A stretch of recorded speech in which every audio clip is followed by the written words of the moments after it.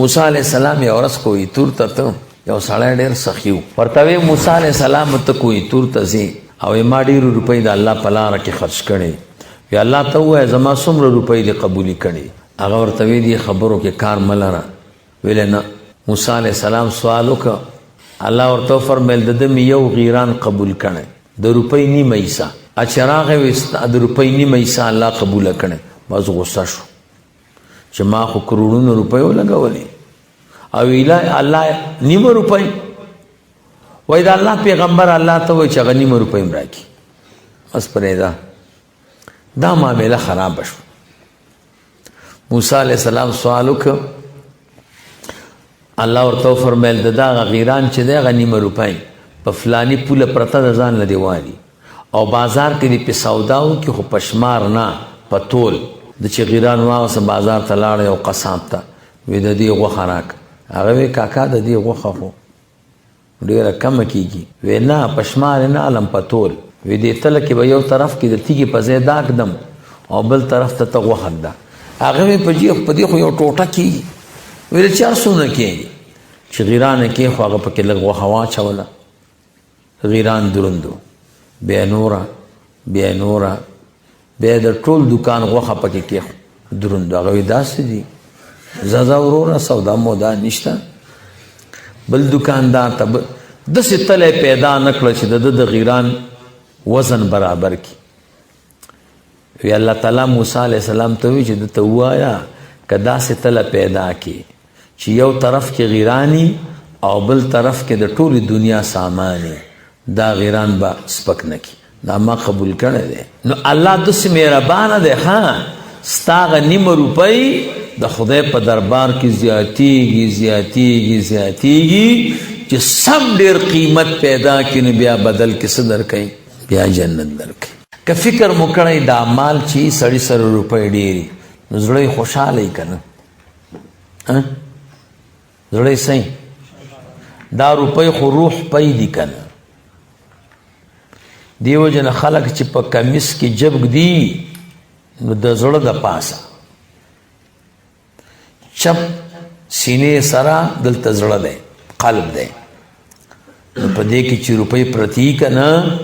نو توله دې برابر روح پی دي که نه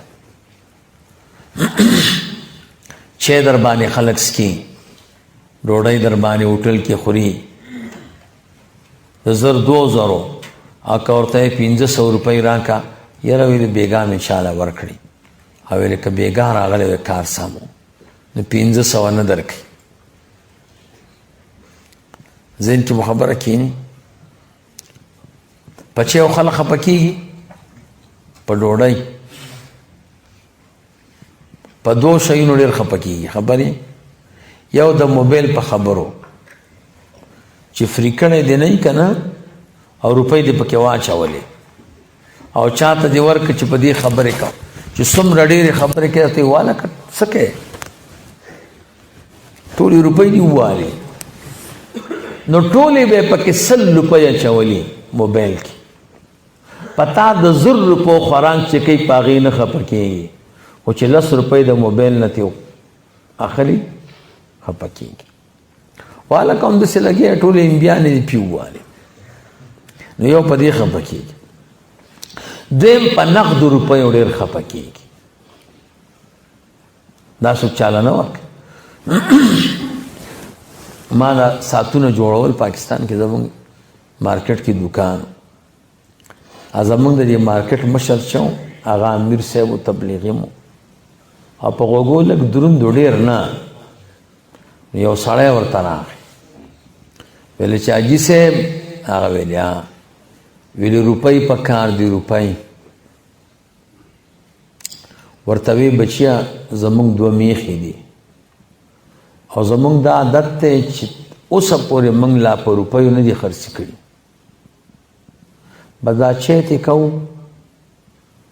او ماسته یا شملې تې وکړو نو خلکو ته یې ورکو نو د خرڅ نشته وی پی نه یادومه روپۍ یادوم ویلې وامې ورېده خو خرڅلې نه نه خرڅ هغه ورته روپۍ او دته پي جوړ کړي بیا ورته وی په پیسو ویلې وامه ور په پیسو نه خرڅوي نه بس موږ دغه چېرته کوو ماسته کور کې په کار شي او کور کې مې ویلي دي چې دا کار به نه کوم بس هغه ته لاړه ما ته چې ښه صحیح مې واورېده دا دومره قمقل دی روپۍ څوک چا نه غواړي دې روپیو باندې خلکو ایمانونه خرڅ کړه په دې باندې ښځې خرڅې کړې په دې باندې ورور پرېښو پلار یې پرېښو دی راخوشې دی ما ته وایي روپۍ راکړه څوک داسې خبرې کوي خلک وایي چای را باندې اوس کا ډوډۍ را باندې وخوره جامې راته وکړم ډایرک روپۍ نو دا خلکو ته ډېرې محبوبې دي ښه نو مقصد مې دا دی چې روپۍ سړي په جیب کې خوشحاله که خفه خوشحاله خو چې د چا حرام مال په جیب کې پروتي نو دی خفه برکت دا معنا ده چا کومه خوشحالي د دې دنیا ده او د روپیو ده هغه دې صوفي صاحب ته نه ملاویږي بس ختم دویم څوک چې حلال مال ګټي نو د بچیانو د ښځې مطالبې هم کمي بازار ته چې لاړ شي که نه څوک ګنډېرۍ خرڅوي څوک چپس خرڅوي دا ټوله ګاډۍ چې راغونډه کړي که نه د 500 د 600 روپو سودا پکې نه او دی پې ټول کور چلی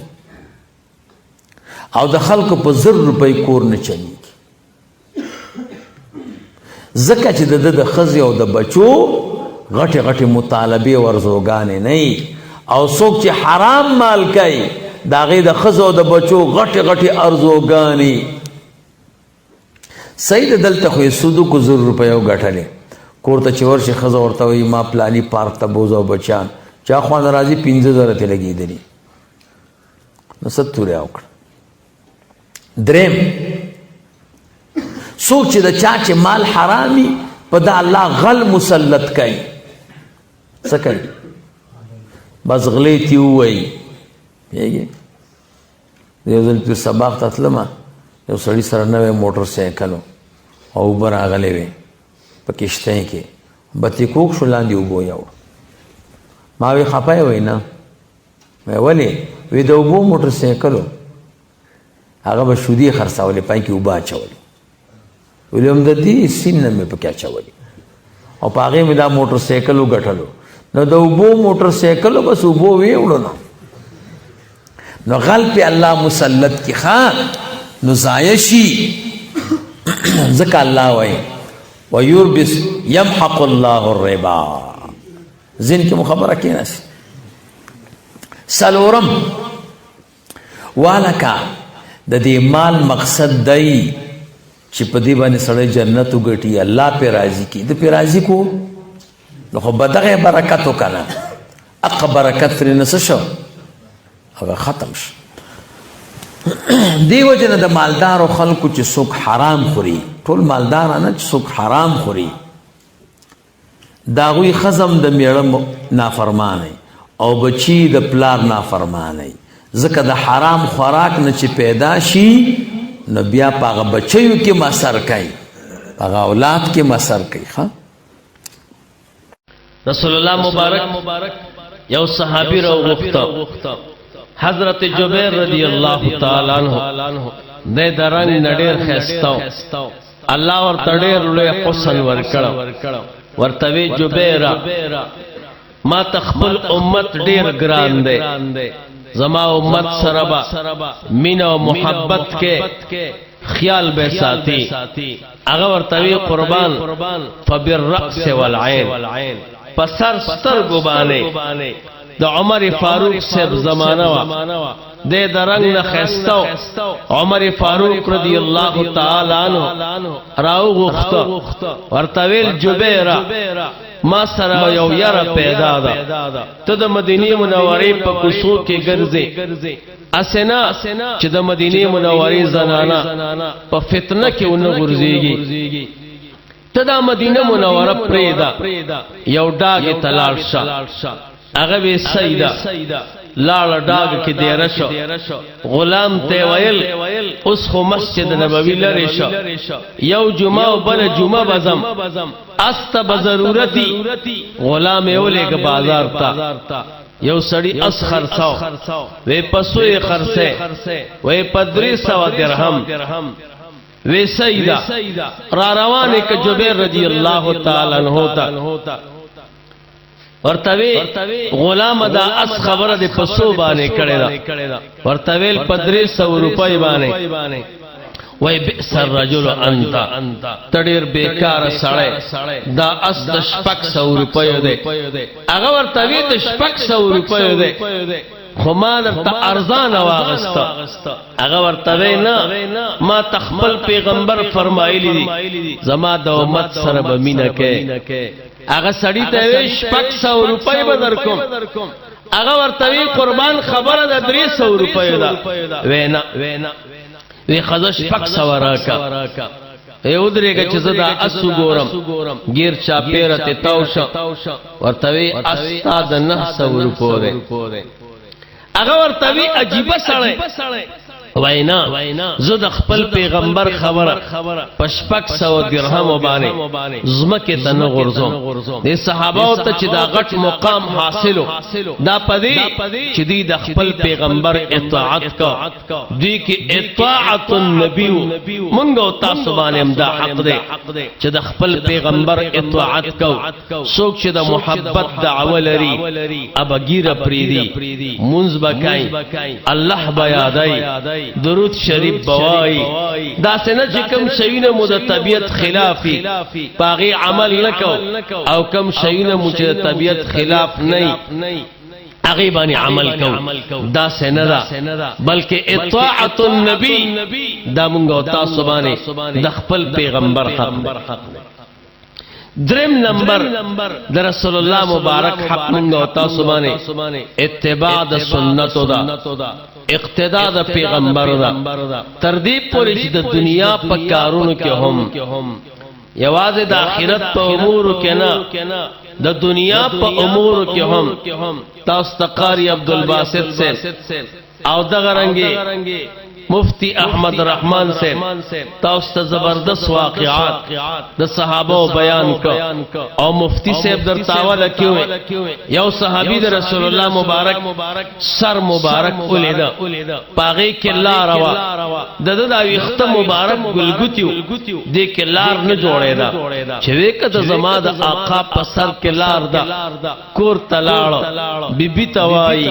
زما د آقا په سر په ویختو کې لار دا زما په وختو کې لار نشتا زدا سے سر نه قبلو چې پاغه کې دا قید او جهان سنت نه بیبی یو طرف تراکاږي د بل طرف ته ویني پکې راو خته ورتوي دا سے نه کیږي سیخ گرم کا او پسر باندې راکاګه پاغه کې لار جوړ کړه دیتوی اتباع د سنت د رسول الله مبارک د دنیا په امور کې هم حضرت انس رضی الله تعالی عنہ فرمای زما دا کدو خوخ نو په طبیعت میں برابر نو یو ورځ میں رسول الله مبارک ولیدا کاسا کې ګوته وهله ما ورتوی قربان سګوري راتوی کدو ګورم کدو می ډیر خوخ ده زما د الله په ذات قسم وی د رسول الله مبارک د خبره نه بعد می د دنیا په ټولو شیونو کې د کدو نه زیات محبوب ترین شی راتبل نو معمولی شکیبه در رسول الله مبارک اتباع کولا حضرت عبداللہ ابن عمر رضی اللہ تعالی عنہما د مدینی منورینا بہر قوتا او خور سردا تاوی یو دیکی یو سڑی ورتوی قربان داو خدیزے کہ تاوی ولی دلتا سو چل دے وی قسم دے کہ اسی خودل تا رسول اللہ مبارک او خطاو کڑے وا ما ویچ زد اخپل آقا سنت ادا کا یو غلام ورسراو نافع نم دے مدینی منورین بحر تا اوتا یوزے کې نافع غلام توای زما دا مخونی سا دیخ خپل را کوش ځان باندې صادر واچو لکه سړی چې او دس ماتای راپور تشو غلام ورتوای قربان او دس خود مات نک وینا او دس ماتې دلو ته می ضرورت نو خود دې ځکه د الله پیغمبر دغه سي او دس مات کړه ځان باندې صادر اچولو ماوی اعلی بد دې زین نظم چې د رسول الله مبارک سنت ادا کړ نو سنت النبی اقتداء بالنبی دا مونږ او تاسو باندې د رسول الله مبارک حق دی خوراک چې کو پدریو ګوتو به کو زکه زمون آقا پدریو ګوتو پړلې دا سکاک چې کو پدریو ساګانو به وبس کو زکه زمون آقا پدریو ساګانو باندې سکلې دا روټي چې خروپ ولتای به ورته نه وو د خو پسر یاد تشهود په شکل بکینو زکه زمون آقا پدی کې خړلې دا پمیز به خوراک نکو پزمک بکو زکه زمون آقا پزمک باندې خړلې دا داسې د خوب مساله په خي طرف بوده کېګو زمون آقا په خي طرف باندې ویدل دا خپل ټول دنیوي ژوندۍ د رسول الله مبارک د ژوندۍ سره برابرول ته ټول نه برابرېږي خو چې سنا برابر شي دیتوای سنت النبی یا اقتداء بالنبی صلی الله علیه وسلم دی باندې دا زمونږ استاد د پیغمبر په مونږ او تاسو حق دی چې خپل ژوندۍ د خپل آقا د ژوندۍ سره حتی الامکان برابر کو بیا براته خوشحالي حاصلې